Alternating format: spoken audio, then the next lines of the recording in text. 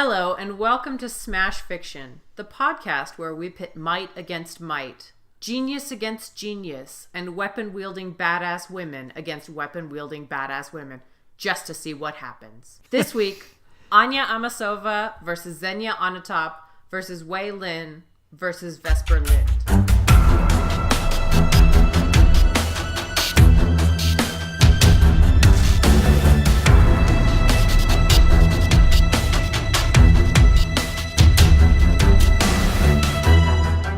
In the comfort of the rebuilt MI6, Lieutenant Colonel Gareth Mallory stirred his tea and leafed through a stack of newspapers, skimming for headlines that might be relevant.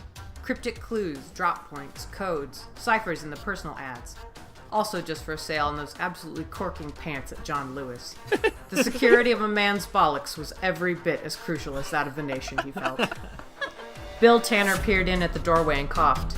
I'm afraid we've received a communique from someone high up in one of the newer weapons cartels. Mallory sighed. Why couldn't people ever do things the civilized way? A cloak and dagger meeting at midnight. A single dove in a golden cage. The loss of style was deplorable. Nonetheless, he waved Bill Tanner into his office. Q followed, arms crossed irritably. Mallory raised an eyebrow. You bring company? This must be serious indeed. Well, gentlemen, spit it out. Tanner looked uncomfortable and struggled for words before Q huffed. Bond was a cocky tosser and got himself kidnapped. I have no way to help him from here. An extraction team must be sent. He's worked himself out of tougher spots, Mallory shrugged. Well, unless you imagine he can scrape a plan together while unconscious on a martini drip with a shattered wrist and some internal bleeding, extraction is all he's got. Although I'd understand if you didn't, I'm still quite miffed at him for losing the exploding gun. Why on earth did you give him an exploding gun? Tanner asked. It was Christmas, and he'd asked for one. Sometimes the simple gifts really say the most. Mallory laid the newspapers to one side and looked carefully at Bond's file. We'll send help, but all our agents are otherwise assigned. It must be one of his companions from a previous mission. They'll know how best to handle him, one hopes. Bill Tanner coughed again. Q looked sharply at him. One hopes too soon, it would seem. What is it now? The information that Bond is indisposed has made it further than just our own circle. There are plenty of those who don't feel warmly towards 007. If he wasn't an utter pillock with women, that would really go a long way towards solving that, Q muttered. It would. Well, gentlemen, then time is of the essence. Send who you can, and we'll just have to hope for the best. Prepare the dossier on the mission. The dossier itself is a nightmare. Q fights to uncover the pieces he can, a few photos of a cliffside compound, the sea glinting below. The compound is the residence of a shadowy figure known only as Jeff. The compound also is a private casino and entertains the obscenely wealthy with drinks, parties, gambling, and the general idiocy that the wealthy enjoy. The road to the compound is treacherous, full of hairpin turns and only big enough for one car at a time. It cannot be accessed without permission and clearance. The only other option is a cliff path from the sea. The rescuers must swim to the cliff path, change into fancy dresses, make their way into the party through whatever means they can. There will be baccarat and blackjack as far as the eye can see, so hopefully they can either bypass it or win if pulled into a game. What's the security like? Tanner asked. Absurd. Multiple guards on every floor, biosecurity that stops short of a blood draw, and underfed exotic pets behind doors I can't access. It's all very impressive. Did you know that poor security is the leading cause of death among warlords? One would think it's infighting, but it isn't. This one really has done his research. I assume the other cause of death is not feeding your tiger enough, Tanner quipped. Q kept up a steady stream of information. We don't know what sort of animals they are. It could be anything from a kinkajou to a grizzly bear. It's difficult to say what the whims of warlords are, though I'd imagine they lean more towards the toothy end of things. The women have to locate Bond somehow once inside. The guards don't seem to know, and we don't know the identity of the warlord beyond the name. They can potentially disarm the security system, risking chaos and the losing of animals. They can leave it in place and hope that when it trips, they're able to make a timely escape. Perhaps they needn't tip it off at all if they can figure a way past it or seduce compliance out of a guard. Who knows with this lot? How drugged is Bond? From the limited information I've got, he is exceptionally drugged. How will they get him out? Disguise, stealing a car, shoving him off a cliff into the sea and hope he floats? It's difficult to say. Do they stand a chance of not getting caught? I would be surprised if they managed it without getting caught. And I am very rarely surprised. Any plans for extraction then? We'll have a getaway boat at the dock. The rest is in their capable hands. Tanner poured them both a small measure of scotch and offered a toast. To James Bond. May he make it out alive, steal all the beautiful women, nick all the good liquor, and live to ruin another day. So, who will be first to off or boff James Bond? Or both. Only Ian Fleming knows for sure, and he's pretty dead, which is why I, Megan Bob, am your judge this week. Representing Xenia Onatopp is Liz Logan. Bitch! That is a pleasure to the ear. Representing Wei Lin is Kit Mulcairn. Da da da da! I was literally doing that the whole fucking 4 movies. Representing Vesper Lynd is Miles Schneiderman. Take the next podcast, guys. There's not enough room for you and my ego.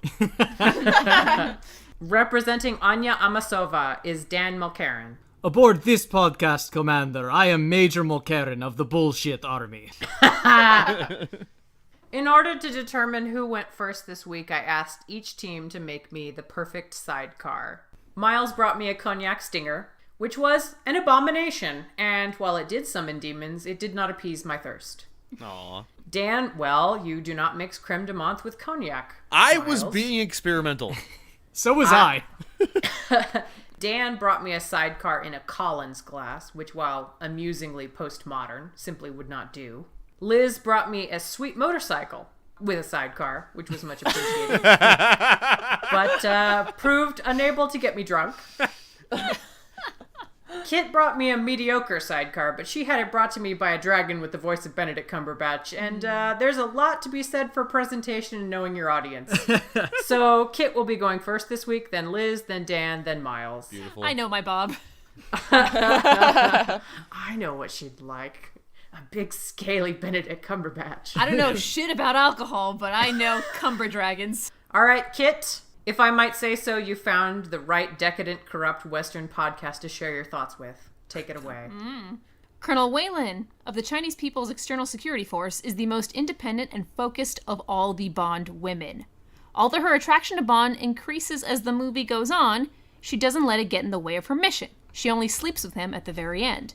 Saves that D for dessert. Because that's the order you fucking do it in if you're a good agent. To get past the compound's first security checkpoint, Wei Lin will make use of the scuba diving skills she demonstrated in Tomorrow Never Dies. What better way to start off a romantic night of saving your favorite fuckboy than with a swim in the moonlight? Before I move on, I would like to note that apparently she is immune to getting the bends. In that same diving scene, Wei Lin and Bond have to abandon their scuba gear to escape the falling shipwreck and ascend very quickly before they run out of air. I'm not going to say that the Chinese are clearly creating dolphin-human hybrids to use as spies, but I wouldn't protest if the Honorable Judge Bob chooses to take that into consideration. Noted. Once she's past that checkpoint, it's time to pull out the waterproof purse filled with all the best spy gear, makeup, and a stunning silver gown. But Kit, she couldn't possibly bring a hairdryer with her. Listen, wet hair don't care. She gonna put her perfect hair up into an elegant top knot with masterfully placed locks of hair cascading down her temples to frame those godlike cheekbones. As for getting into the compound, even if she couldn't find an opening to sneak into the building unseen, flirting her way in will be effortless. In Tomorrow Never Dies, she sneaks into the Big Bat Elliot Carver's party disguised as a news reporter. When he spots her, because she wanted him to, he's instantly smitten, and she straight up tells him that she snuck in to see him. She knows how to manipulate men's egos and twist them to her advantage. She even demonstrates some Bond in the scene after the bike chase when they're showering off. While she's flirting, she uses her earring to uncuff herself, and then she cuffs Bond to a pipe before walking off like a badass. Where she can't sneak, she can flirt. Where she can't flirt, she can sneak. She knows who the important people are and how to manipulate them into giving her the info she needs, and if shit gets hairy, she's a black belt at improvising too. In her film, she gets through a high-tech secured door, then uses quick thinking, misdirection, and stealth to get guards to chase James Bond instead. In this case, it'll be the other Bond ladies. Her wrist-mounted grappling hook allows her to walk up and down walls in ways the guards in these movies can't seem to comprehend. I swear, they don't fucking look up ever. If somehow she gets dropped into a vat of, say, really agitated beluga whales or something exotic and dangerous like that, I don't know. Wei Lin's not defenseless. Between her martial arts and hidden weapons like throwing stars, the exotic animals will be more interested in preserving themselves than fighting some random human that can kick a lot of ass. Or maybe she'll awaken more of her secret dolphin genetics and befriend them, and then burst the fuck out of there with her cetacean squad. When Bond has been found and it's time to escape, I wrote that they'll be sneaking, but I think more she'll be dragging his ass. They'll be doing that for about as long as that's interesting, but it is a Bond movie, so surely goons will spot them. I mean, they're gonna spot Bond muttering about martinis in his sleep or something. And then it's up to Wei Lin to improvise their way out. In Tomorrow Never Dies, they escaped Carver's skyscraper when she came up with the idea of using a large banner and its ropes to slow their jump off the side of the building.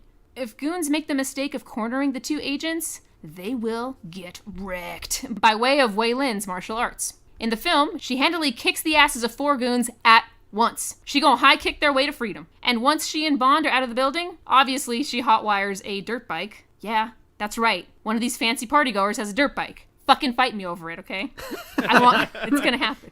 And yeah, at first, in Tomorrow Never Dies, Wei Lin and Bond didn't much agree with each other, but during the bike chase scene, they quickly learned to cooperate, escape, and take down multiple vehicles, including a helicopter, all while they were handcuffed together. With each having only one hand on the bike's handle, they weaved through narrow alleyways, dodged streets filled with people, and Wei Lin used her quick thinking yet again by using a truck filled with fireworks as an explosive weapon/distraction. So I argue that by this point, when the two are on wheels together, even if one is unconscious, they're still unstoppable. Once they get to the yacht at the finish line, it's smooth sailing and victory fucking time. Just desserts. Liz, no more foreplay. Take me to your arguments. Oh, Xenia Onatopp, you're so much more than a blatant sexual innuendo. You're far deeper than that. What with giving yourself orgasms while killing people, acting like an insane cat in heat while having sex, wanting to always have sex, and using the fire of a fully automatic AK-47 as your vibrator of choice. Who the fuck are we kidding? This is a Bond character, and probably the one franchise where all those things are an incredible advantage to this particular sexcapade. Xenia is so unbelievably competitive and is a complete shoo-in as a winner here, starting with her spirited road race against Bond on a narrow mountain road. So yeah, here's a literal example of her driving well on a narrow road. Not only is she going fast, but she spins out on gravel and is able to control the spin, continue on in a straight line, and then drive out of the spin. That is insanely difficult to do, especially when you see how calm she is during the maneuver. She's driving on the wrong side, flashing $1,000,000 smiles at Bond while doing it, rev-bombing pesky bicyclists, and she even beats Bond at the end. I mean, with how good Xenia looks all the time, in order to get into the party, all she has to do is park her hot car on the side of the road, flag someone in an equally nice car down, and get into the party by being the spontaneous date of whatever desperate wealthy fuck. If that's not an option, Xenia has been shown trekking through snow, the jungle, and urban environments, so a quick dip in the water, if she would need to swim to the compound, which would also obviously end up being a skinny dip for her, would pose no problem. We all saw that scene in the spa in Goldeneye. She makes wearing a bathrobe with wet messy hair look hot and bothered.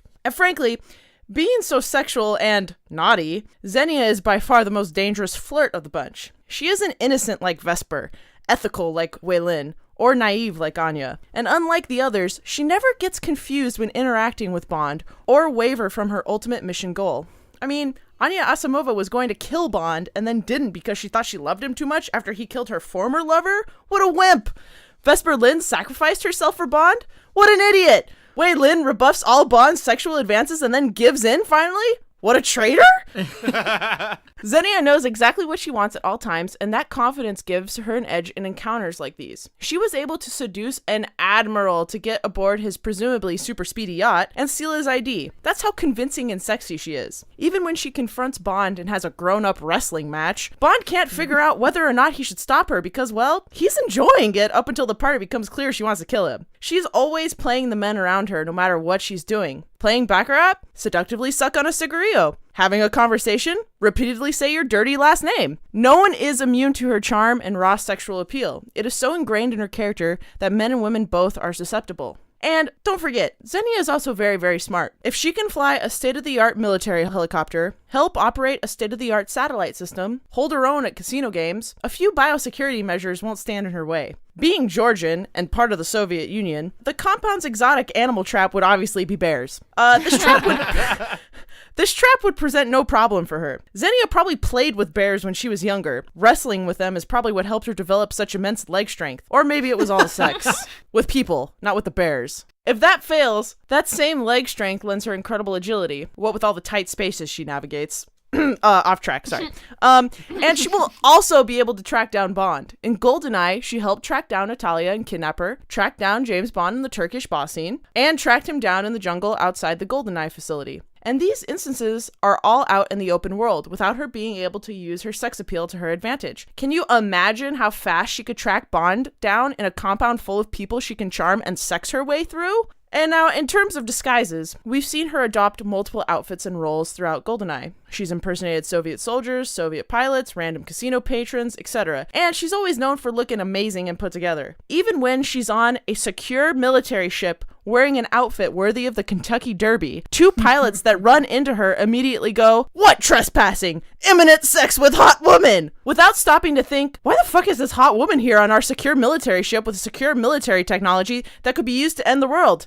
That's how powerful Xenia really is. And let's not forget, she's still an accomplished assassin. She has combat skills and intense military training, having previously served as an officer and fighter pilot in the Soviet Air Force. If this compound is as grand as we have been made to think, when she makes her escape with Bond in tow, she has the option to either hotwire a 1994 red Ferrari F355 GTS, but she could just as easily go to the upper level helipad and hotwire the compound's fucking helicopter! After she either drives or flies out of the compound and to the awesome speedy yacht, which she's got experience with, as aforementioned, then of course she'd light a few candles, slip on some sexy black lingerie, tie Bond up on a 4-poster bed in the yacht master bedroom, and break his spine. But you know, she'd also be down for something else, as long as it ends in orgasmic murder. If the Bond movies have taught us anything, it's to always keep your options, open. Oh my god. Thank you. That was beautiful. All right. Dan, make no mistake, Mr. Mulcairn. I want that microfilm and I'm going to get it. Sorry, I know it's arguments and not microfilm, but I fucking love talking about microfilm. All right, so a large part of this match is to see which of these non-James Bonds can be the best James Bond. Well, consider that Bond as a character was created and defined during and by the Cold War. This was a time when the superpowers of the world had to produce the best secret agents that they could in order to maintain their dominance and ensure their continued existence in the face of potential nuclear annihilation. There are a few acronymized organizations that perfected this particular contest, of course. MI6, CIA, oh yes, and KG-freaking-B. Anya Amasova, aka Agent XXX, is one of the best agents that the KGB ever produced during the height of the Cold War, and her training, skills, personality, and complete focus and devotion make her not only more than a match for the other women here today, it makes her more than a match for Bond himself. KGB agents have to go through extensive physical conditioning before they're ever let out into the field. So, for an experienced and decorated agent like Amasova, a little seaside swim is basically an invigorating warm-up for this match. Taking one or several changes of clothes for infiltration is second nature for a seasoned intelligence agent, and once she gets changed into her jaw-dropping evening gown, she'll be looking good enough to cause a traffic accident in a parking lot. Bluffing her way past the guards at the door will be an afterthought for her. When she and Bond simultaneously try to gain the favor of Max Kalba in The Spy Who Loved Me, it's Anya's wits and charm that prove superior. And if she needs to get into some action before she can change out of her finery, we see that she's able to keep up with Bond in his pursuit of Jaws, whilst still wearing said evening gown and heels without losing any capability. So fine, she gets into the compound with no real problems. But it's here that Amasova will shine. You see, Anya has a photographic memory. Combined with her access to Russian secret intelligence, she has a wealth of knowledge that no other competitor here can match. She'll have memorized the floor plan of the complex in advance, and will already have memorized any and all pertinent facts about any of the security systems in use here, as well as the exotic animals being kept here, probably just from flipping through the pages of a National Geographic 5 years ago. If Anya needs to improvise or is momentarily put on the back foot, she keeps a cool head, is always on guard, and is capable of getting past any opponent. She, not Bond, is the one who notices Jaws waiting in ambush for them in Egypt. And when Bond has the bright idea to start a fist fight with the dude who can tear a van apart with his bare hands, Anya just stands calmly back and pulls a gun, instantly ending the fight before Bond gets his face eaten off. Even when Bond later manages to get the microfilm away from her. Yay! Sorry. Anya seduces him into letting his guard down before putting him to sleep with a very Bond-esque sleeping gas cigarette. The point is, there's a million different ways that she can get to Bond. She can outfight any goon, outwit any guard, and evade any security system. And nothing that she encounters will move her out of her comfort zone. The escape from the compound will, if anything, be even easier than the infiltration. In The Spy Who Loved Me, she knows the weapon systems on Bond's submarine car better than Bond himself does, just from having glanced at the plans once several years before. Any other character will have to make do with an unfamiliar spy car, hoping and praying that the buttons they randomly push will deploy something useful. But Anya will not only be totally comfortable behind the wheel and in front of a dashboard of murder buttons, she'll be able to identify the best vehicle to take instead of just hopping in whichever is the reddest and shiniest, which is pretty much the only rubric the other characters have to go on. Each of the other characters is reasonably competent in one or two categories, but possesses big gaps in their expertise elsewhere. Wei Lin is a great fighter, but isn't particularly skilled when it comes to charm and seduction. Vesper Lynd can manipulate people quite admirably, but has no experience when it comes to physical confrontation. Xenia Onatopp is a great driver and has some improbably strong thighs, but she lacks anything even resembling subtlety, self-control, or focus. When it comes to the myriad skills and abilities necessary to be a spy, Anya Amasova is what happens when Black Widow doesn't give a damn about how much red she has in her ledger. In The Spy Who Loved Me, she says to Bond, "I have never failed on a mission, Commander. Ever." It's appropriate that the opening theme for that movie is called Nobody Does It Better. It's not referring to Bond, it's referring to Amasova. Miles, the whole world believes you were eaten by a shark, Miss Lind. Luckily, Smash Fiction knows better. That's from the original film. Oh. She was like really not the same character in the original No, but film. it was mentioned a shark and I got excited. That's fair. That's fair. The new one is a better movie and closer Oh, it to the is. book. So I'm going with that one. 1000%. But sharks. Sharks! Sharks! Doom! No, I was gonna say I can get behind the sharks thing. No, you almost tricked me. Shark! Yeah, okay, sorry. Anyway, Miles, shark me. Thought you'd never ask. The original and unquestionable greatest Bond girl, Vesper Lynd, is essentially responsible for making James Bond the man we all know and try in vain not to love. So devious, she managed to double-cross the entire British intelligence apparatus. So sexy, they had to get Ava Green to play her, because literally nobody else in the world is hot enough. So all-around awesome, they named a martini after her. Vesper doesn't need to be a martial artist or an assassin of the sort the villains in this scenario are undoubtedly suspecting and planning for. All she needs is the sharpest mind in the Bond girl business and a really nice dress. This challenge begins with a swim, which is no problem for Vesper considering her underwater experiences. Let's go. Seeing I'll let it stand. Seeing as she's alive to be part of this contest, we have to assume that she somehow survived drowning at the end of Casino Royale. And even if we don't assume that, her death scene in that movie indicates a level of underwater survival ability that rivals Bond himself. No small feat. I mean, Well, we're getting started early with the bullshit this time. I mean, she has time to caress his hands and say a silent goodbye and everything. Once she reaches the cliff path, she'll be ready with an absolutely stunning outfit that will allow her to easily infiltrate the party. As a duplicitous agent of the Treasury, she's definitely bringing the biggest pile of financial resources to this match, and beyond that, we know she can pull out fully tailored clothes at the drop of a hat. And her fashion sense is so impeccable that she dresses Bond better than Bond can dress himself. Quote, "There are dinner jackets and dinner jackets. This is the latter." And any man with an ounce of sense in his brain, not penis, brain, will let her through the doors. The attention she's able to draw in this kind of scenario is an explicit plot point in Casino Royale. Bond specifically plans her entrance to distract his opponents, and while she ends up turning the tables and distracting him instead, it's clear that every eye is on her. Nobody does "don't question whether I belong here, have you seen this neckline" like Vesper Lynd. Once inside, Vesper will rely on seduction and intelligence to discover Bond's location. If she needs to loosen some dude's lips, he's hers on the spot. Having observed the entirety of Bond's poker match with Lashif, and having each and every detail painstakingly explained to her by Mathis, for the benefit of the audience, but, whatever. If she needs to get in on a game for information, she can look like she belongs there too. And as one of the only Bond girls, if not the only one, who can go quip for quip with Bond himself, she'll be a demon in tactical conversation. Meanwhile, if the numerous points she's poured into social attributes don't give her enough info, her mental skill set surely will. Vesper's powers of perception are nothing short of amazing. I mentioned her ability to instantly summon formal wear. What I didn't mention is that in Casino Royale, the formal wear in question isn't for her, it's for Bond. It's a tailored jacket that fits him perfectly, which she was able to produce just by looking at him.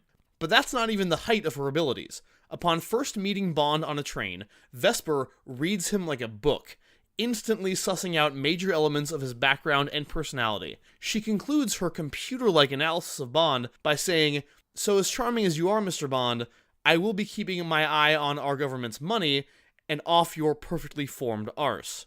Now, as people who've been Bond fans for years, we all know that his arse is indeed perfectly formed. But this is his first mission as a 00. Vesper has just met him, and he's sitting down! It doesn't matter. Vesper Lynd sees all. If there is the slightest visual clue to be found regarding Bond's whereabouts, she will find it. Now, this challenge also requires some technical knowledge, security systems and such. This is also a piece of cake for Vesper. In Casino Royale, Bond has been poisoned at one point and goes to his car to call Geek Squad Poison Control. They tell him how to use his onboard defibrillator, but when he goes to push the button, nothing happens. A wire has come undone. Before Bond can fix it, he passes out. Vesper shows up, knowing nothing about the situation, and instantly figures out that this is a defibrillator, that it's not working, where the problem is, and how to fix it. If she didn't, Bond would be dead. This immediate action suggests a level of technological know-how that doesn't get a lot of attention in a film largely devoid of fancy devices, but that is nonetheless definitely there. Sneaking past or disabling security systems? Yeah, check. Hotwiring a car? Obviously, check. It was a wire. Vesper will use her unbeatable combination of brilliant mind and beautiful figure to bypass every locked door in this place until she finds the man she loves and sets him free. Even with the disadvantage of having a name that sounds like West Berlin, suggesting split loyalties, nobody knew Vesper Lynd was a double agent working for Quantum. Not the CIA, not M, and not Bond. None of them saw her coming. Nobody will see her coming here either. Well, except James Bond in the yacht after their successful escape. Yay! Oh, bless you, Miles. That was really... Thank you for saving that. Look, if we're gonna do the sex puns on any episode, it kind of has to be this one. It is. I aim to please. Okay. Hopefully Bond does the same.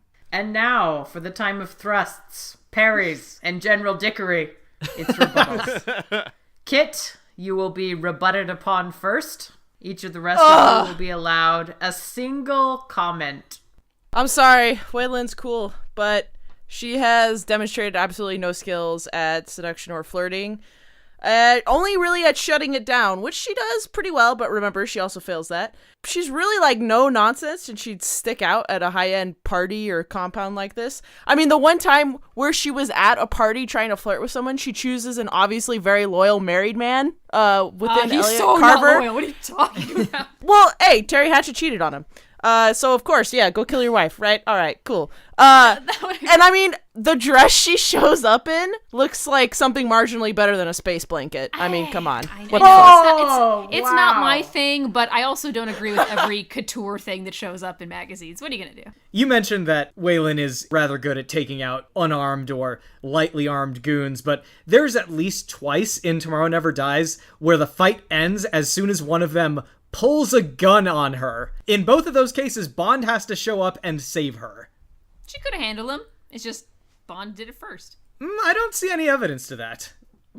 I mean, should I point out the fact that your girl made the mistake of holding her gun at Jaws And then, I guess I shouldn't kick the small thing toward me. Okay. No, I should look down for a moment. Oh no, Jaws took me out. Well, that actually kind of goes hand in hand with my point, which is that it actually works for both Wei Lin and Anya, but for all her badassery, her martial arts skill, her marksmanship, she still ends up getting captured by the bad guys just like Anya does, which is something that never happens to Vesper. Doesn't she get put into an elevator?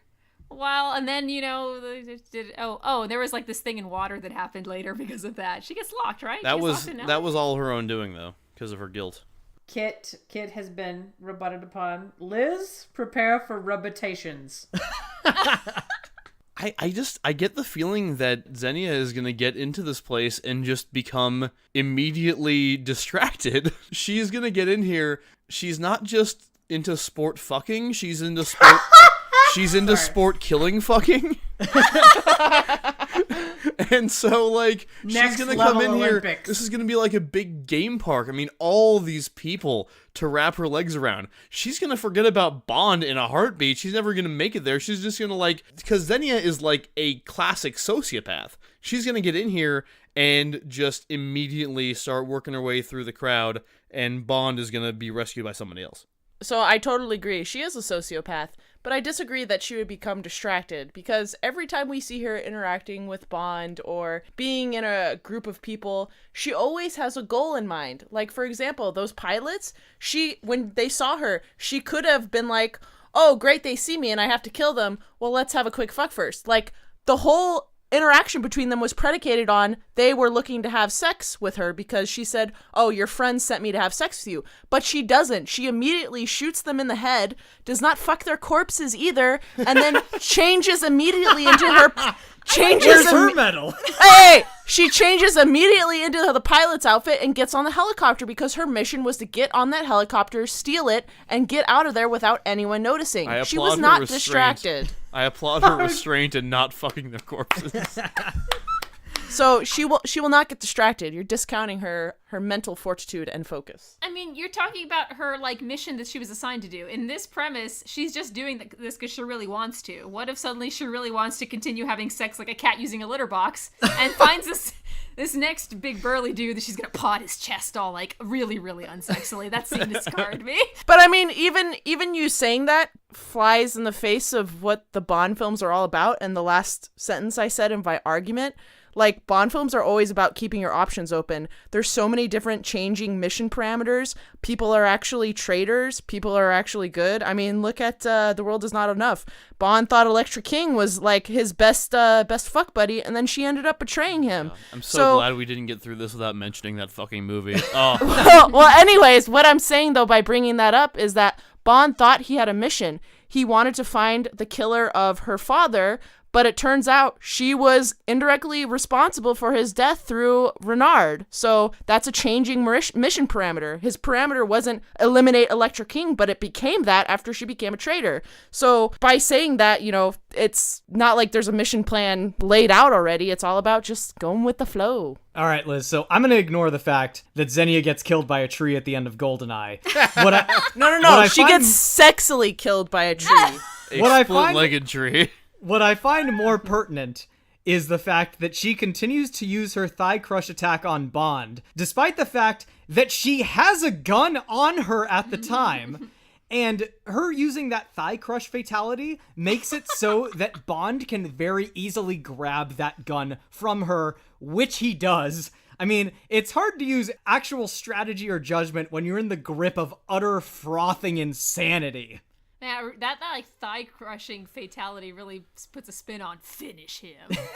Oh, I see what you did there. And yourself. Oh, nice. Was she killed by that gun? No.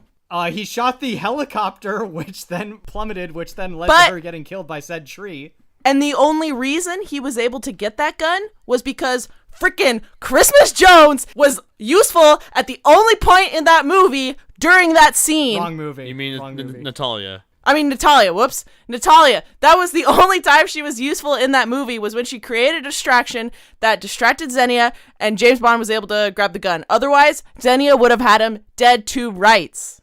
Christmas Jones is on my mind. She's on all our minds. Dan, it's going to get Rebuttacular. So Dan talks about how Anya, she never fails a mission. Like, she's always good. She always sticks to what she needs to do. Well, excuse me, but the own mission she set for herself, getting revenge on Bond, swearing that she'd kill him, she doesn't do that. And then what's more, she blows her cover at the end of the movie when the fucking head of British and head of Soviet spies see her and Bond fornicating. Like animals. Oh my God. First of all, that wasn't cover. In their birthday suits. You do not want the enemy knowing that you are a spy for a rival. I mean, you've said it yourself. This was the Cold War. You don't want to blow your cover as a friggin' KGB agent. She wasn't blowing her cover because there was no cover to blow. Like, they knew that, phrasing. They knew that they were working together, and she didn't compromise any enemy intelligence by sleeping with Bond. Otherwise, Bond would have been kicked out of MI6 at Dr. No.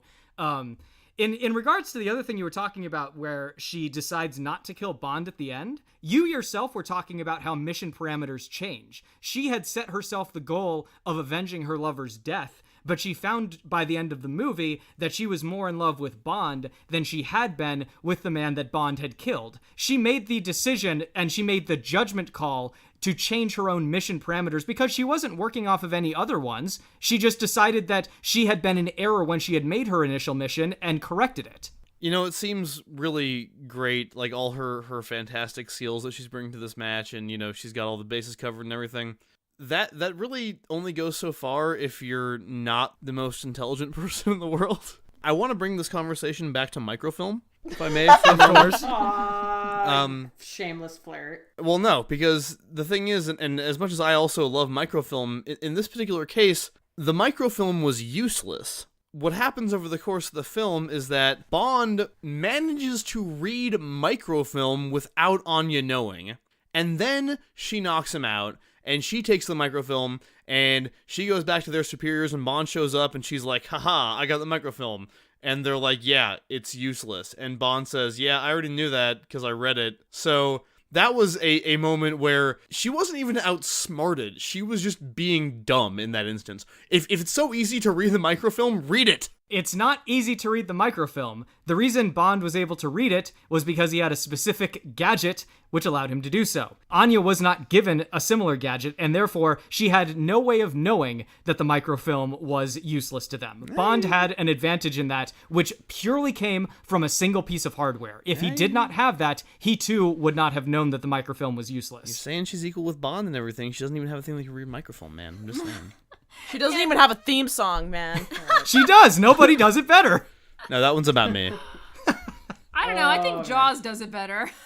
I will admit she's got some cool shit going for her, but like there are just moments where I'm just like she seems inconsistent. Like when they were trying to track Jaws through the stone columns, and she loses track of him, a giant man with glimmering teeth, and then that whole like gun microfilm thing happened, and then like toward the end of the film, she couldn't even fight off a goon when they were being taken to the main villain. Okay, I am really, really glad that you brought up the Jaws thing again, which you talked about earlier, because I really want to talk about this. So picture this in your head. So you have a gun trained on Jaws, who's your enemy, and Bond, who's your rival. And the microfilm is lying between the three of you. So you get to call the shots. But you know that as soon as you get the microfilm, you're going to have to deal with this situation in some way. So you know, you've already seen that Bond is a chauvinistic idiot. So what you do is you very clearly telegraph where you're putting your gun. Like, watch that scene again when she's bending over to get the microfilm. She basically holds it within kicking range of Jaws very purposefully. He kicks the gun out of her hand, and Bond immediately leaps to her defense, and she grabs the microfilm and runs. That whole thing was a plan so that she could get away from the both of them. Why not just put your foot on the microfilm, shoot the shit out of Jaws in the torso? I don't know why anyone goes for his head so that it dings off his teeth. Because she wanted both Bond and Jaws distracted without having to kill either of them. It was a brilliant plan, and it actually worked. Why didn't she want to kill Brilliant, I say! Because then he bothers them the whole rest of the movie. Because then Bond is there. She was using Jaws as a distraction for Bond. Miles? Yep. Rebutterific was the only one I had left, so... Damn it! Damn it! So I have not used my Russian accent at all in this episode, so now I am going to do it as if I were Xenia, except maybe slightly smoky old man Russian. So we'll just go. Oh my god. So let's keep going with this. So And your rebuttal time is up. Okay, let's move on. All right, we're not gonna do that. So Vesper's a really sweet girl. You know, she's smart and stuff, but boy, she has no sense of self-preservation. Chances are, like, the way she'll get Bond out is she'll somehow arrange for a deal to let Bond go while she gets taken hostage instead. And she's probably not gonna have a happy ending, and, you know, she'll do anything for her man. And she's just too happy to accept the consequences herself. Sad Vesper. Well, I mean, Dead Vesper. in this Shark bait Vesper. Shark bait. In this case, she had literally nothing to do with him being, like, locked up and everything, so she's not going to have the guilt that she has during Casino Royale, which is the sole reason for that lack of self-preservation, is the guilt that she feels, not only toward Bond, but toward her original boyfriend, so that guilt is not going to be in play. And I might also add, she's not a sweet girl, she is a fucking double agent. I could talk about how she freaks out when she gets into any sort of physical confrontation. I could talk about how she was bamboozled into being a double agent and tricked.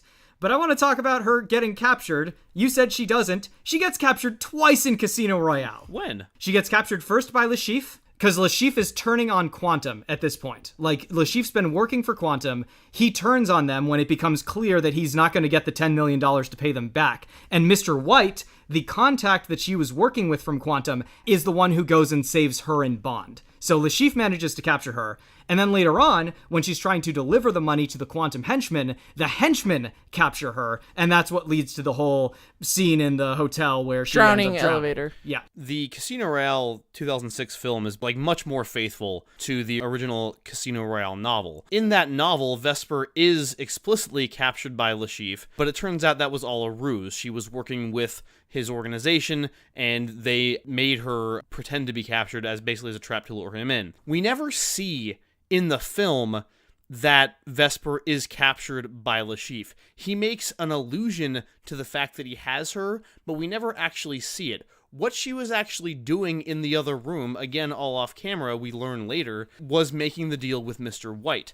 There is no evidence whatsoever to suggest that Le Chiffre captured her in that film, and if you assume that he did, given the faithfulness of the adaptation, it's logical to assume that it was like it was in the book, which is that her being captured was part of the plan. Now, in terms of the final part where she, you know, everything goes down with the guy she's delivering the money to, I mean, I guess you can say that happens, but, like, her being captured, she went there willingly to deliver the money. The only reason they pulled a knife on her is because Bond showed up and blew his own cover like an idiot. So, again, not quite as damning as the captures of Wei and Anya in their respective films. And in addition, everything that happens there at the end of that movie has to be taken with a grain of salt because, as Liz mentioned, she doesn't have the self-preservation instinct due to the guilt, which, as I mentioned, is not a factor in this match. And anybody else have something for Miles? My point was pretty close to Liz. I don't know that the guilt would necessarily be gone. I don't think she would have the guilt left over because she is in no way responsible for Bond being in this current situation, and she was smart enough before she died to leave clues for Bond leading to Mr. White, so that guilt has essentially been purged. As the rebutments draw to a close, a storm rolls in, lashing waves against the cliffs, and with a loud... This is why you never build near the ocean. It's not worth it. And with a loud crash of thunder that causes the lights in the compound to flicker, we have come to the lightning round. Da-da! Damn you, electricity! Round. Lightning round. Oh, no. Oh, yes. Listen closely to this one. Bond cracked an eye open at the sound of thunder and peers around the dimly lit hole of a room he's held in. His body weighted with premium martini rossi and an edge of phenobarbital. He only had enough strength to turn his head towards the door, now slightly ajar, and was aghast to feel tears trickling down his face. Normally a man of action, self-sufficiency, arrogance even, but perhaps now he must also ask for help. A man humbled, lost, truly alone beyond reckoning. It's you, he says to the figure. I had hoped that this would be different, and you would never see me like this, but here we are. I have studied your teachings for years, tried to make myself worthy, tried to find your power within myself, but maybe I can't do it alone. Maybe you'll be the one that can help me to find my way. Tell me, My Little Pony, why is friendship magic? What? What? That's right. 007 is so deep in the psychoactive soup that he's gone to Equestria, and you're there to be his magical pony guide. Tell me, what does your pony self look like? What's your cutie mark? What's your My Little Pony name, and what lesson do you have to teach James Bond about the power of friendship? Oh boy, I've never been so out of my depth on this show. I have to go first? What is this nonsense? As is tradition, we will snake it back. So, Miles, you are going first. Tell me about your pony self. My pony's name is Vespertini. Oh my god! Okay, Oh, that's I'm so great. excited. And she is like, she's got the red skin color, right? Because the red dress is very iconic with the black mane and hair there. And then what is it? The cutie mark. I was basically gonna say that the symbol is those drama masks, like one smiley and one sad, for the two-faced double-sided nature of Vespertini. And so she comes to Bond with a message that the only way to truly be happy is to let people in and to stop being this like chauvinistic one night stand kind of guy. I know that you were traumatized. I know that you feel like you can't trust anyone ever again, and I know that you feel like that's what makes you a fantastic agent. But where has it really gotten you? It's gotten you in this horrible place on this martini drip, which I know sounds amazing, but what you have to really understand is that if you actually let friends and people into your life and allow them to become fully realized parts of your life, then not only will you be fully satisfied as a human being, but you will probably have like more ways to get more money, which is also really important to Vespertini, is the financial question, like, so, the more networking you do, the more actual money you can make, the happier you'll be. So The message here is let people in because friendship and money. This is very inspiring. Thank you. All right, Dan, tell me about your pony self. Anya is, of course, a proud flag-waving communist. So as a result, her skin is going to be red and her hair blonde, the colors of the flag of the USSR. Her cutie mark is a matching hammer and sickle, also golden. Her name is Cool Collected Communist Pony, or CCCP for short. And her lesson is that friendship is really all about your community. It's about not being selfish and not thinking individualistically, and about what's best for the greater good. It's a very generous and giving form of friendship that she's here to talk about. I love it. Okay, Liz, tell me about your pony. Yeah, man, this pony is down and dirty. This isn't your run-of-the-mill pony. Xenia has thrown away her subtlety, and she's gotten real naughty. This is like her raw look into herself. I don't know, man. That seems to match with a lot of the My Little Pony fanfic out there. Yeah, well, right? There you go. This one's for you. So she's going to be cream colored, and she's going to have black pony type lingerie on, of course. Okay. Oh, God. Okay. And she's going to have red lipstick on her snout. So her name, it's going to be Magic Meat Flap. What? God. Wow. And tying in with her cutie mark, it's going to be 2 human legs. And normally the cutie marks are on the hind quarter, Well, this one is going to be right around her butthole.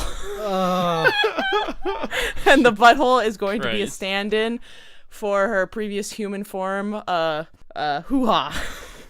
And the lesson to teach about friendship to James Bond, well, that it's really fun to go horseback riding with friends, especially when it's reverse cowgirl. Oh my god. You guys, we're gonna have to wait for a sec. I need to change this microphone. I just vomited all over.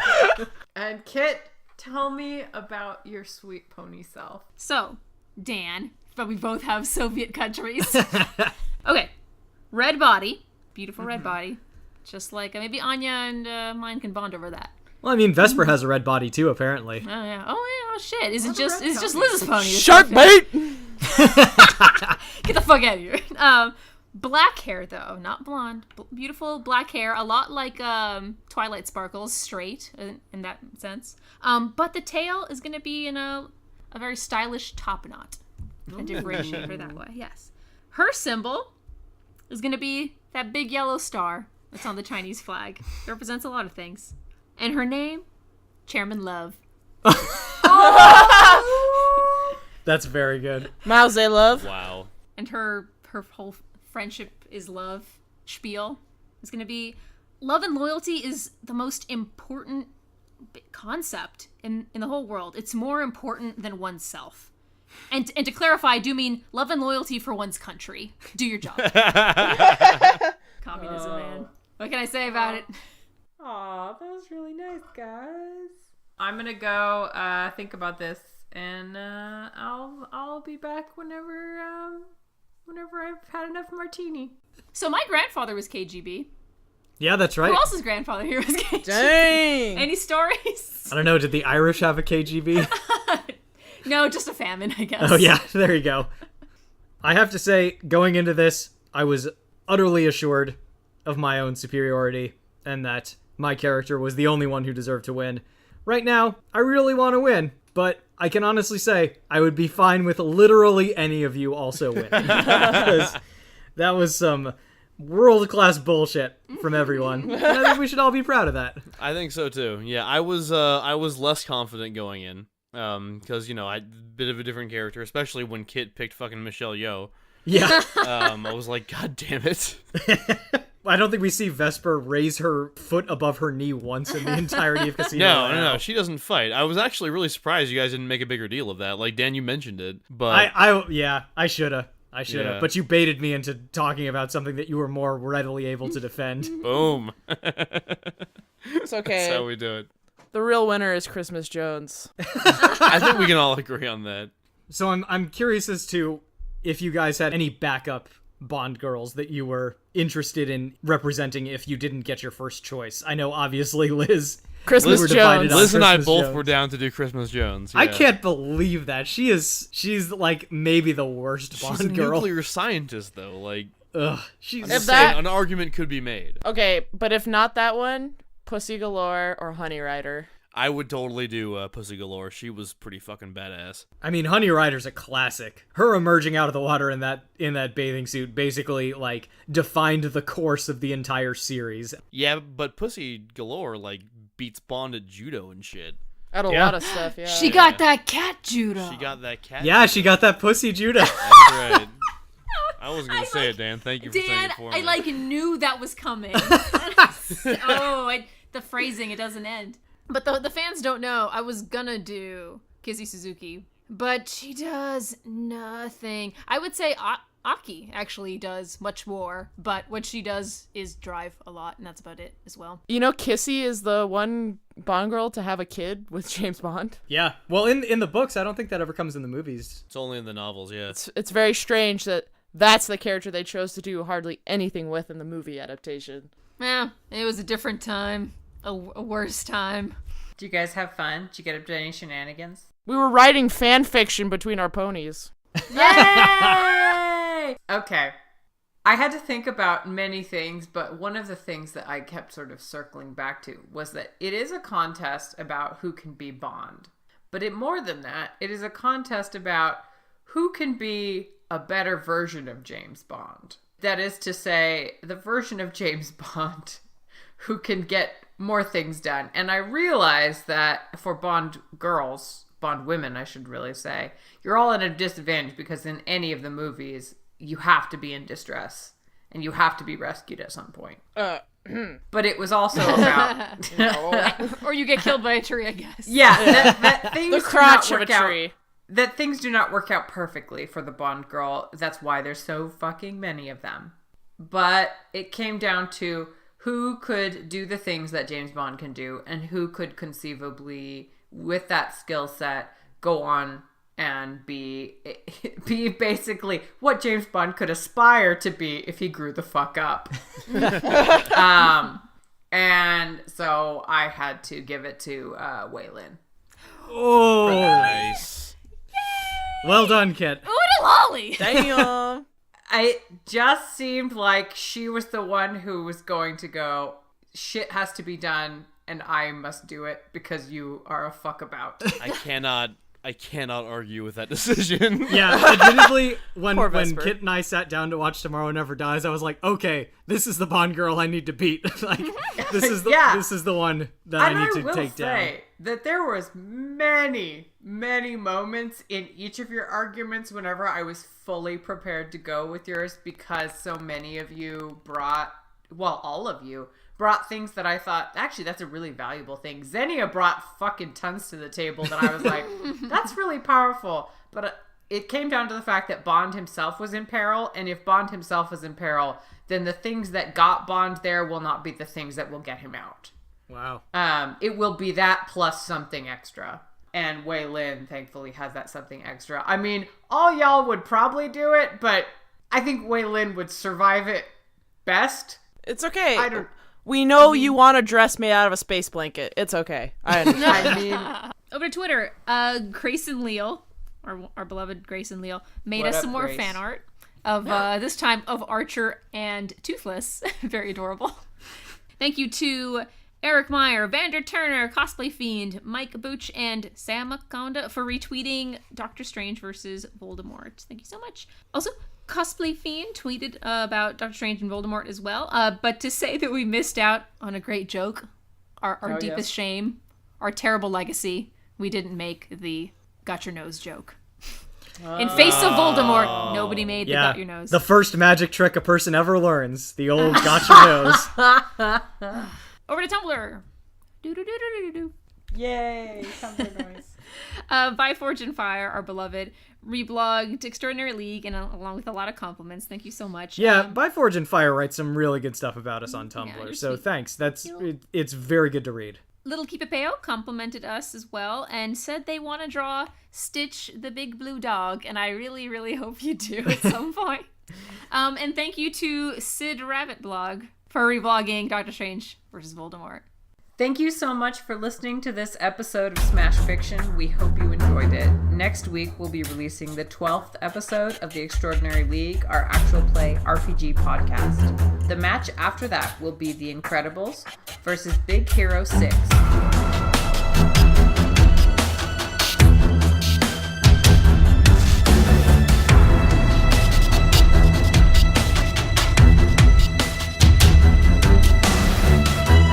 Smash Fiction is produced by Miles Schneiderman, with logo designed by Colin Mulcairn. Special thanks to Kevin MacLeod for our theme song, which is called Hitman. You can find his work at www.incompetech.com. You can follow the Smash Fiction podcast on Twitter at SmashFicPodcast and search for us on Facebook and Tumblr. Subscribe on iTunes, and if you leave us a good review, we shall become more powerful than you can possibly imagine. If you have any suggestions, feedback, or other contributions, send them to us at smashfictionpodcast@gmail.com and help us continue the fight. I love the personalized intros. I really thought it was going to be like boobs against boobs. Strength or wits or bikinis. No, because this is about strength and women and guns. No, I'm with you. I'm not complaining. Okay. Uteri. Uteri. suck that. Vagina dentata. That definitely sounds like a James Bond girl. Oh my god, it probably is.